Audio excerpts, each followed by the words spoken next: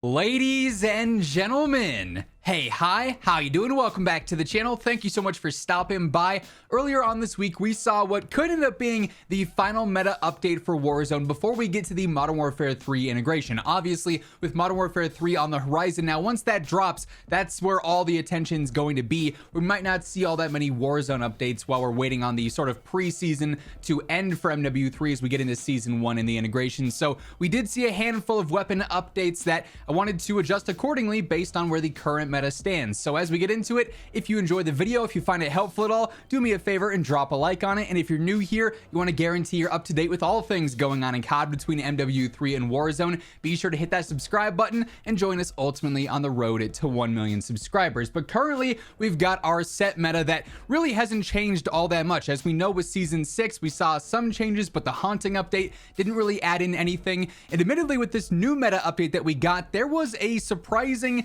advantage to multiplayer's changes than there was to Warzone. MP got a lot of meta updates. Warzone got some few very specific ones. And we're starting first with actually a pretty important one in my opinion, the Kastov 762. This ended up getting a close to mid damage, a headshot multiplier, and a neck multiplier nerf, alongside also a nerf to the upper torso as well. So basically, upper body shots on the Kastov 762 are now valued a little bit less. It's also not as good up close. Now, to be fair, you weren't using this up close, but its damage over range was unaffected unless, of course, you're hitting those upper body shots. That in and of itself is unfortunate, but given the power of the 762, this is basically just making it more necessary to hit your shots consistently if you want to compete with some of these other lower damage rifles, like maybe the M13B or the Razorback, for instance. They're going to have similar TTKs now, and the 762 won't be as rewarding if you have good accuracy, but statistically it can still compete and still is a top tier option. I'm actually quite glad to see this one adjusted here. The Lockwood 556 ended up getting a headshot multiplier buff, just rewarding that better accuracy with this.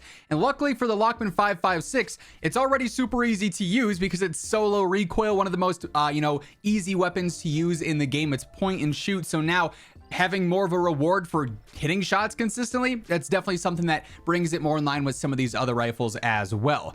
Now, this is one that I'm disappointed in, the Geist. Probably my favorite rifle, maybe my favorite gun in the game as of late since it dropped.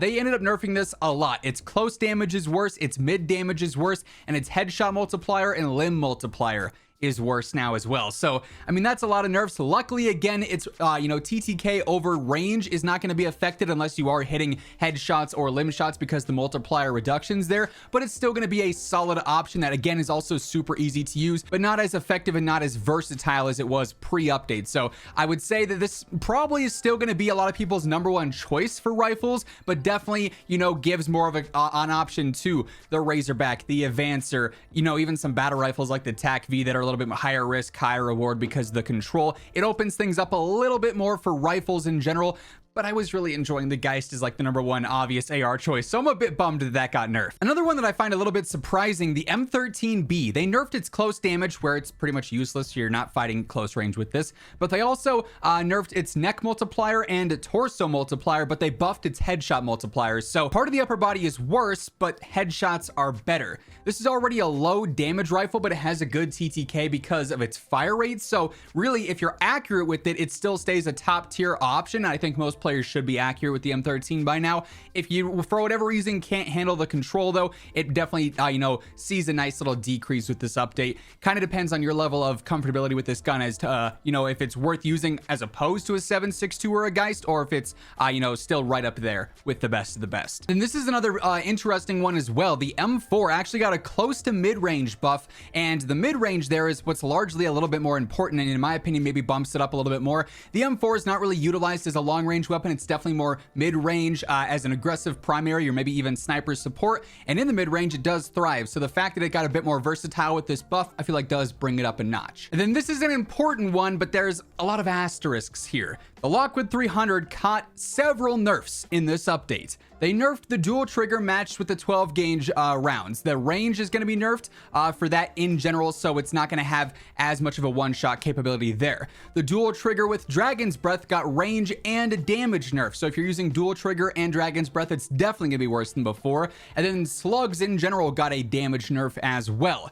Here's the thing. If you're just running the standard Lockwood 300 though, rear, dual trigger, whatever the case may be, in like the standard build that we've talked about on the channel, it's still gonna one-shot up close, and it's not really, something that is completely taken out of the meta with the nerfs here. So it's still gonna be a problem. It's still gonna be very good for the close range meta, which is unfortunate if you're not a fan of being one-shot by this thing. Now, of course, the reload is still super crucial there. If you miss one shot, you have to reload and you're probably dead, but it's also super easy to land those shots up close, right? So it is definitely nerfed if you are using ammo upgrades, but in general, it's still gonna be pretty good. Now, those were all the actual meta updates and things that changed in the patch notes, but inadvertently, indirectly, some other things were adjusted here because of various nerfs. To me, the TAC 56, as True Game Data has talked about recently, does actually, I feel like, make its way into the top tier area, because with the TTKs now of all these other rifles sort of dropping a bit, the TAC 56 is now more in line. And then actually, same deal with the Kastov 545. I've really got my eyes on this as a potential rifle that could be,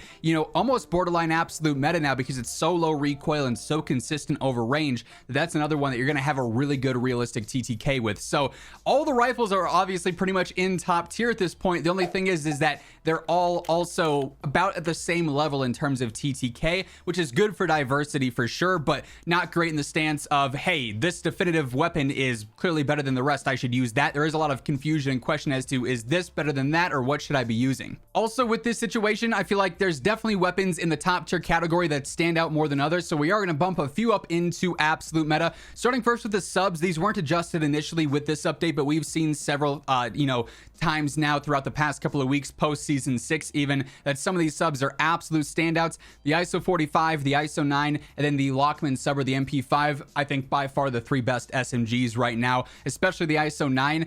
This one's feeling really good as of late. Up close, the thing just absolutely fries, and the ISO 45 as versatile as they come.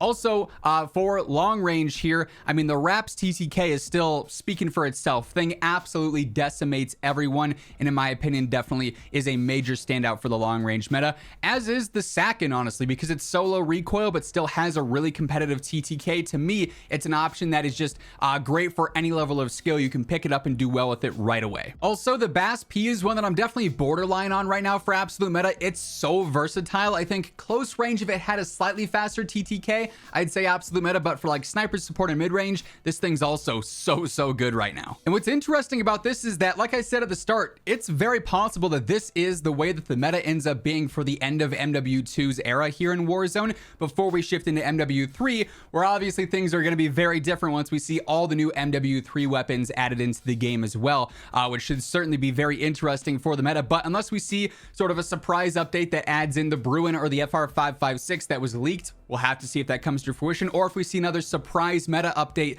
in a couple weeks time. This could be where things end up. And I think for the most part, it's a pretty healthy and pretty competitive meta. You've got a lot of super competitive options here in top tier. Definitely some standouts, then plenty of weapons that if you want to use them for specific things, you absolutely could do so. So it's definitely very diverse and open as of right now. But that being said, that's going to wrap things up. If you enjoyed the video or if you found it helpful, do me a favor, drop a like on it. And if you're new here, be sure to hit that subscribe button on your way out. But once again, thank you so much for tuning in. And until next time, take it easy, have an awesome rest of your day, and I'll catch you later. Peace out.